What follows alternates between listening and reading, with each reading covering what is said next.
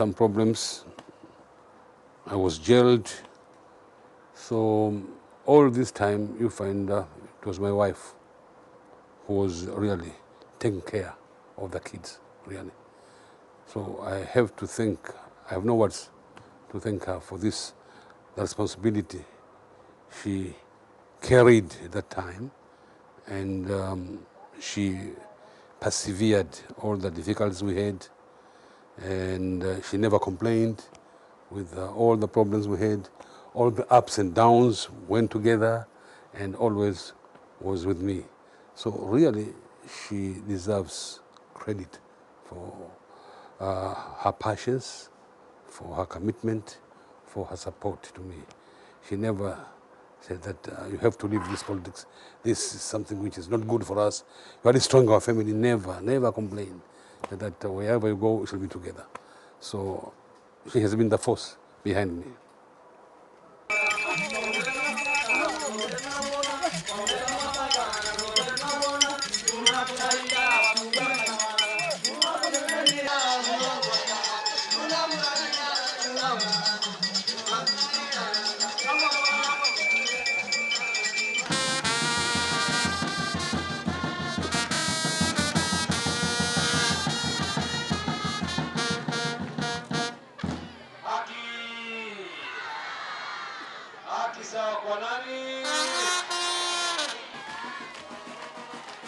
Maalim Seif atakuhakikisha katika huduma za serikali hakuna utakayenunua huduma za serikali. Sawa sawa.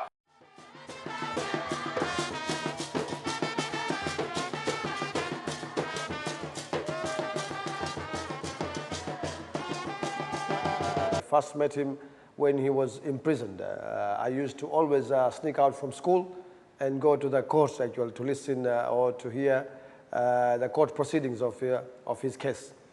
And then, but the first encounter in which we talked was on 21st of November 1991, the day he was released from the detention, and I went to greet him at his residence at Mtoni, and there I had a chance of talking to him.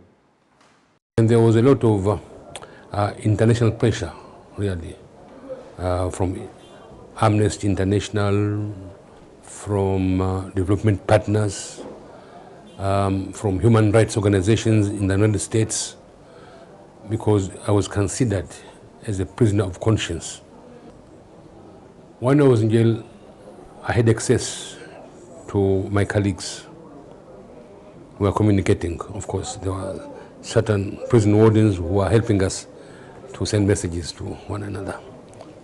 They had decided to form an organization to demand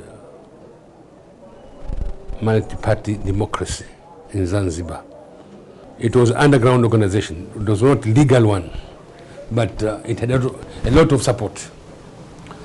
When I came out of jail, of course, I found Kamahoro was there, but one of the conditions which was given to me on my release was that I was not allowed to meet more than 2-3 persons at a time. I was not allowed to go outside Zanzibar town without the permission of the High Court of Zanzibar.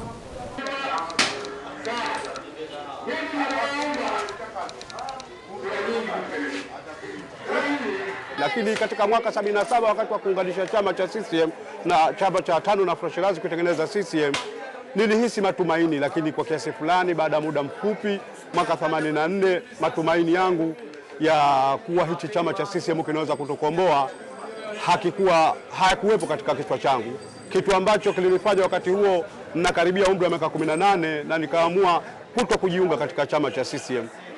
Lakini baadaye mwaka 91 kulikuja harakati za kuanzishwa vyama vingine vya kisiasa, na kwa sababu nilikuwa nafahamu uzuri maana ya uchumi, maana ya utawala na maana ya kuishi, niliamua kujiunga katika chama cha CUF. Sisi Maalim Seif Sharif Hamad tunamwelewa zamani sana na tunazijua sera zake ni sera za uhakika. sio sera za udanganyifu. Na jingine ambalo tunalompendea Maalim, hatumpendei sura wala ndevu. Tunampenda vitendo vyake vya kazi, anatenda kazi ya uhakika. The Kamahuru group had already decided that we form a party. And in fact wanted to call it ZUF, Zanzibar United Front. But because of this condition that the party should be national in the sense that it should have followers in the mainland here, we decided to approach other groups in the mainland.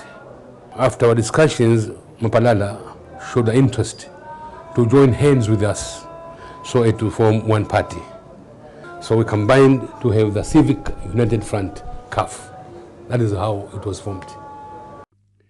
Zanzibar's very first multi-party elections were held on the 25th of October 1995, after which the highly anticipated announcement of the presidential results was delayed for a whole 4 days. CUF claimed victory until the Zanzibar Electoral Commission, ZEC, announced that it was in fact the CCM candidate that had won the elections by as little as 0.4%. Observers, both local and international, felt that the elections had been neither free nor fair, and as a result, CUF refused to accept the outcome or recognize the president and the government, and serious political tension between the two parties began. 5 years later, in 2000, the polls were opened for presidential elections once again.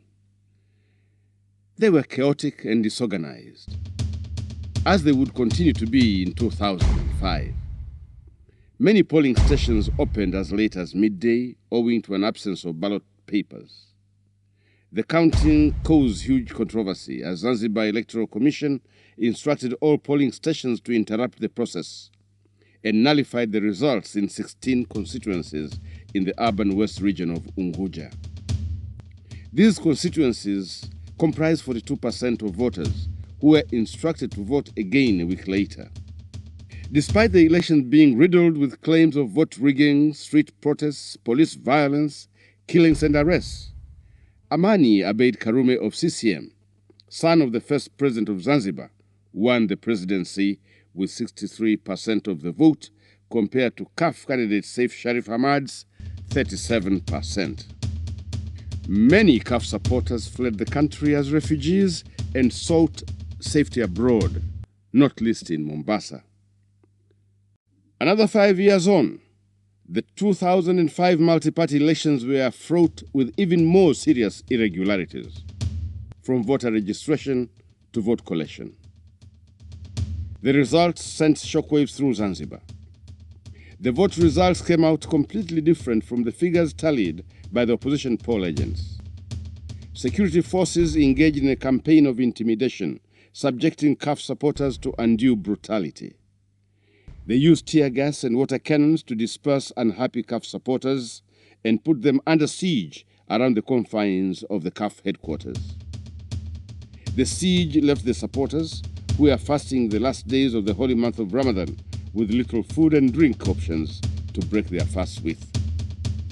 The siege was only ended after intervention by the United Nations.